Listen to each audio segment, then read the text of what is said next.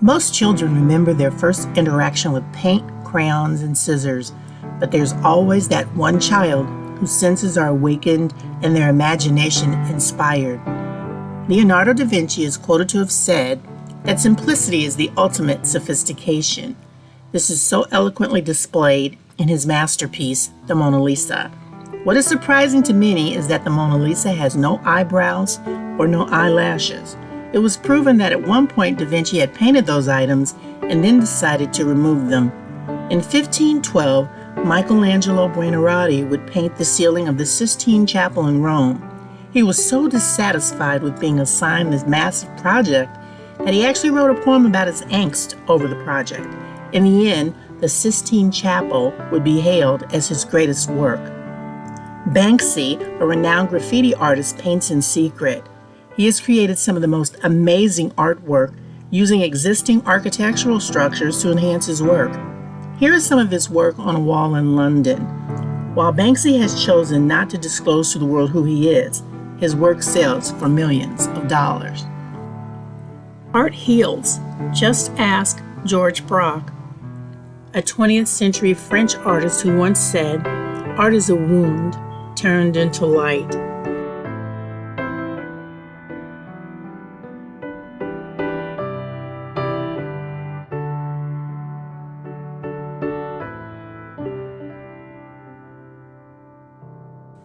After the murder of George Floyd, national outrage moved people of all colors and ethnicities to the street to share common outrage.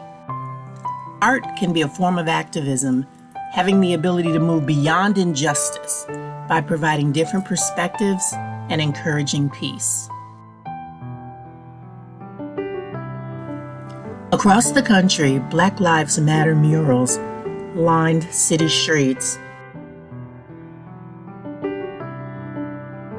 The project managers and volunteers used art as activism to show that when people come together for a common cause, their collective voices are powerful.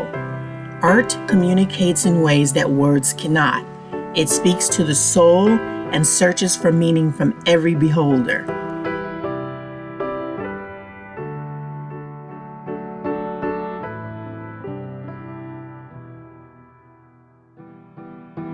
Today, we will meet an accomplished artist whose story is compelling and whose work is inspiring.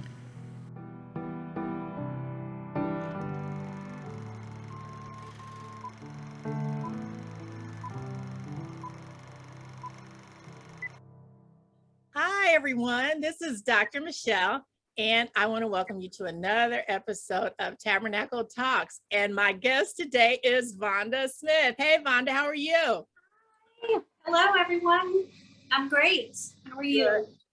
It is so great to see you, Vonda. And, you know, you're kicking off our Meet the Artist series, and you just have some phenomenal work. And I know you're pretty shy about it, but, you know, we're just going to blow you up because your work is amazing. I guess probably the obvious question that everybody's going to want to know is, why did you decide to become an artist? Well, becoming an artist wasn't necessarily my idea. I guess it basically predates back to kindergarten. And it's threefold in my answer. I used to paint and scribble and draw and color on every single thing I could get my hands on in kindergarten. And when I graduated, the teacher gave me a giant tablet and a pencil, and my parents were just floored. They were like, "Oh my gosh," you know, like, and then the teacher actually told my mother about it. But then secondly, my mother would buy paint by numbers books, and they would be at the grocery checkout. And you would wet the little palette and dab the brush in it and paint by numbers. And I became obsessed with that.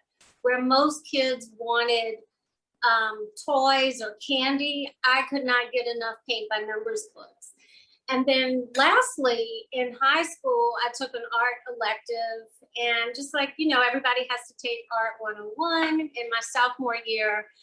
And my teacher, Miss Collins, she said, "Oh my God, you are amazing." She's like, "I really think you should pursue a career in this." And I said, no, I want to go into accounting, is where I was going. And she said, no, she said, I really think you should do this. She's like, you're very talented. And I applied to Xavier and got a full art scholarship. So I attribute that to her, basically, to all three. Wow. So what lessons have you learned as an artist? Because I'm sure we've got tons of artists in our audience. What have you learned? So as an artist, I try to remain true to my craft. I've learned that people like original art and they want affordable art. That's been my mantra with selling my pieces. And quite frankly, I've given away a lot of pieces over the years. And at some point, I reached a price point and I said, you know what? People are buying, so I need to stop giving it away. And basically, if someone has $1,000 to spend, I think they'd rather have something no one else has, and they're more likely to buy our pieces. The other lesson that I've learned is that you have to listen to your clients. I do mostly commission pieces. And so people sometimes know what they like, but they don't know always how to convey that to me. So we go through a consultation and we talk about what their needs are, their size, what their color schemes are. And then I come up with, that's where I come in. Well, you know, I had to do some research in order to be able to do this interview justice. How do you choose your palette? So because I work in commissions, the client will generally choose the color palette if I'm doing a commission piece. So if something needs to match the decor or an office setting, basically I'll paint to their specifications. And then if I'm just feeling like painting a bunch of stuff, I'm always going to use bright, vibrant, bold colors. And I also do a lot of watercolors. So those hues tend to be bright, but sometimes soft and gentle looking. Well, you have inspired me greatly with your work, and so much so you're going to share some of your work with us, and we're going to put this up on the screen so the audience can see just how magnificent your work is. And the first piece that we're going to be looking at is called Color Lines. And can you tell me the inspiration behind this piece? This piece dates back to '04, and I think I was a little bit ahead of my time with everything that's going on in the world. But Color Lines depicts the association of race. Life is very diverse.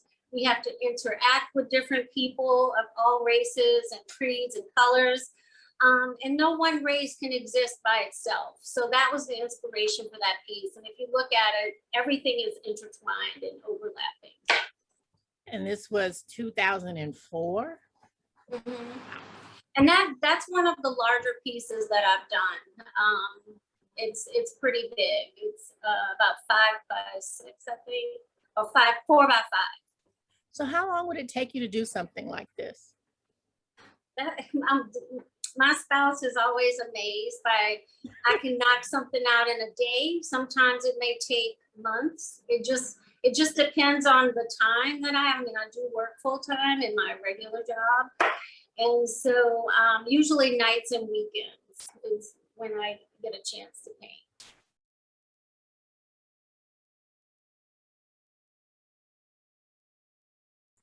So growing up in New Orleans, you know, the oak trees and the moss in the South is pretty much everywhere you go. And I used to, as a kid, climb some of those trees and think about, oh my God, they're so beautiful, and how the branches would hug you when you sit there. You could sit there for hours and read or daydream.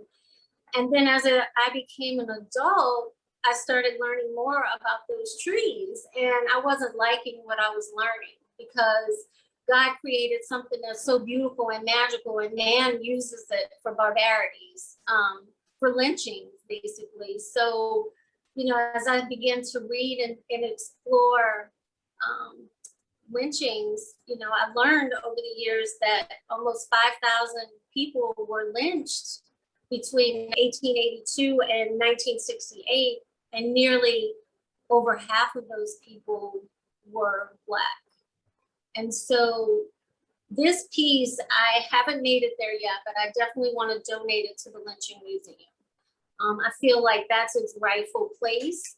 It was initially created for the NAACP along with two other pieces, Dr. Martin Luther King, that I Have a Dream speech, and Rosa Parks' jail photo, which I had never seen before either. You know, we didn't learn about that in school. We learned about her being on the bus, but they never showed the photo. And so I recently sold those two pieces, but they were all created for the NAACP's 100th birthday celebration. And I was invited to bring the pieces along with another colleague. And after we explored the cost for shipping, they basically said they couldn't afford it. So it was their loss in some ways, but the pieces remain in my collection. And I think the rightful home for that would be the Lynching Museum. Amazing. Amazing piece. Okay. Fritillaria in full bloom. Yes. So I am a flowers fan. Like Georgia O'Keeffe has inspired me in a lot of ways, but I basically love flowers. I'm one of those people, I feel like you give people their flowers while they're living versus, you know, after they've gone on. But this piece, when I started, I was captivated by it because it was just so different from anything I'd ever seen. And I think I originally saw it in a magazine, and like any other artist, I always tear out pictures of things. And so I said, well, I'm going to keep this for down the road. And then I went to research it, and I found out this flower, even though it's beautiful, it's hard on the nose. Like it's bell-shaped, emits a pungent odor that's rather disgusting as it blooms. And so you wouldn't know that just by looking at it. But after doing my homework, I was like, wow, that's amazing. Wow. Okay. This last one, this one tells a lot of story. Now I'm going to make sure I don't butcher the name here. J'aime New Orleans. New Orleans, yes. So this was my latest commission. The client wanted a piece that encapsulated New Orleans. She loved the food and some of the culture, and she's like me, remembered riding the streetcar as a kid. And so if you see that, you'll see beignets in there and crawfish. And she said, well, my brother played the tuba. Can you put some jazz instruments in there? And I said, well, I sure can, you know. And we recently had a sorority reunion and had a chef cook for us, and she made these amazing oysters. She said, well, can you add those oysters in there? And I was like, well, I can do whatever you want. So that's where this piece is all about New Orleans, the culture, the food, and the people, basically, and the traditions. So, and in French, jamais means I love. I love this I piece. love. And anybody that's been to New Orleans can relate to this piece. It is soulful too, very soulful. Thank you. Okay, you know what? That piece next to you, I want to talk about the piece that we can see right there. Okay. Next to you. I'd like to hear more about that. The Billie Holiday. Yes, Billie Holiday. So whenever I can get my kids together, we try to watch, you know, movies and what, family movie night. And we watched the new Billie Holiday movie together. And it was just so deep. And I'm one of those people, I feel like when things touch me, I got to go paint it. So this piece came about, and I was like, her voice and everything was so beautiful, but her life was just so tragic and blue. And so it came to me to do a monochromatic piece, meaning one color. So Billie is going to be painted in blue. Everything about this piece is going to be in shades of blue. So wow, that's what it came about.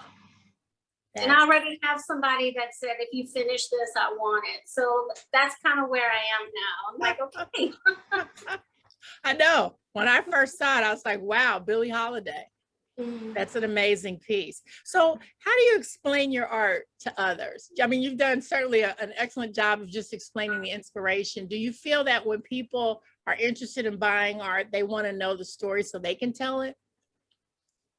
Yes. So when people ask me, I generally will tell them that I'm a versatile painter. I can paint pretty much any genre, and my style is always vibrant and bold with layers and textures. And I use acrylic paints, so they're not they're quicker to dry, and you can layer them without having to wait for oils, which take much longer to dry. But I also enjoy, like I said, watercolors. But I'm pretty versatile when it comes to subject matter. So where do you find your materials? Mhm.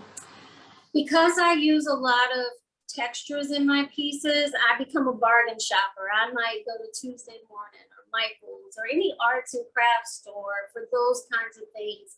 But I'm one that I believe in quality when it comes to my canvas and my paint. So I use a gallery wrap canvas, which means it's already primed for me. I don't have to do anything. Years ago, I used to build my canvases. So I would buy the canvas, buy the frame, drill it, nail it, pull it, stretch it. And now the technology has caught up, so you can buy it already gallery ready. So that's Now I'm looking behind you and I see tools of the trade. Are there some signature tools or favorite tools that you use to do your work? I prefer well-made paintbrushes because when you use a cheaper brush, basically the bristles come out and that changes the flow of your stroke. I also look for genuine embellishments, like there are pieces that might have glass shards in it, or 18 karat gold leaf, or glass beading. Sometimes I'll use sponges. I recently sold a piece where I used sponges to create coral. And then I've used leaves from the yard to make a school of fish. So it's all about creativity. Nature sometimes plays a role, and then the art stores and craft stores will play a role in the pieces. Because I personally want you to be able to touch it. That whole taboo about, oh, art is only supposed to be looked at. But when you purchase my pieces, you're going to want to touch it because you're going to want to figure out, well, wow, how did she do that? So, but it's all, it's all good. Wow, it's an experience, and you actually can feel the emotion. Your work, the emotion just comes out and touches you. So how do you sign your art? Do you have like a code name? I kind of thought my first name was unique. So I do sign my first and my last name, and I usually put the year. But I also have learned to sign the back of the canvas frame. So on the back, you will have my name, the title, and the measurements. So if ever you want to move the piece to a different space, you can say, well, okay, well, it's 2x4. Now I know it'll fit in that space. You don't have to guess. And that's a little trick I learned from being an art historian over the years for a antique dealer. Always sign the front and the back. Now your work is your own, and it's your vision of how the work should be. So how do you handle a critique or a criticism if someone had another vision, but it's your piece? So years ago, when I first started, I would do multiple paintings for clients on a smaller scale, like on mat board, and then they would pick the piece that they wanted, and I would do my best to recreate it in a larger size. I've gotten a little stubborn about my work now in this regard. I remember going to different galleries, trying to get in and talking to owners. And I had an owner tell me, you're too versatile. You need to just paint trees. And I said, oh, I didn't know how to take that at first. And then I got angry because I was like, you know what? God has given me the gift of sight. And as an artist, I see so much that the average person doesn't even pay attention to. And that would just stifle my creativity to just paint one thing. So that's how I'm stubborn. But when I'm working with clients, like I said, I do my best to listen to what they want. And now we have this whole digital age where I can create a painting on canvas. And if you say, Vonda, I really want to incorporate seashells in there. Well, then I can go grab a picture of a seashell and add that in and crop it and change it. So it gives you a little more creativity with choosing how you want your piece to look. So I admire what you said about just remaining true to yourself in your work. And I guess early on you thought, okay, if I want to be part of the mainstream, I'll just paint what sells. But I think you're finding that being true to yourself sells. So what inspires you? I mean, you said you could be watching television with your family and you think, I got to paint this. Do you find that it's a lot of your work is impromptu like that? It used to be, and you know, now I'll give you an example. Back here behind me, I don't know if you can see on this little panel, I have some pictures that I've done pieces of, and I started working on a George Floyd piece. And I got so upset that I had to put it down. So at the time I was really inspired, but the more I started researching and thinking about it and looking at the piece, I think I got a quarter of the way in and I said, you know what, we're gonna let this one go for now and I'll come back to it. It was just so raw, you know, from watching it over and over in the media. But I don't know, I think I just have to be true to me. You know, I know some artists will make concessions with their work and just do mass appeal. And I feel like the buyer loses out in some ways because not that it's not original, but when you do a mass production, it loses its value because the more you produce, the less value it has, if that makes sense. Wow.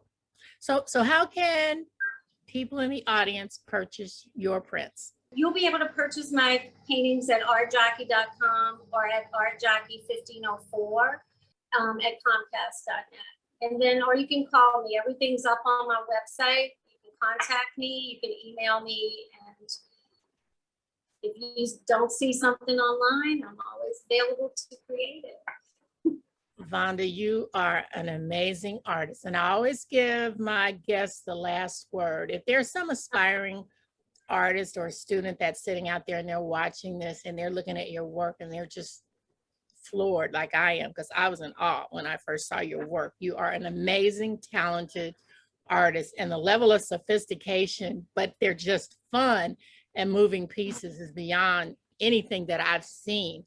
What would you tell that aspiring artist that's watching you now? Well, my main advice would be stay true to you. Do what you know how to do best and make it your best. There are going to be people that tell you you can't do it, don't do it. But I've met some young artists in art stores and they're like, thank you for telling me that.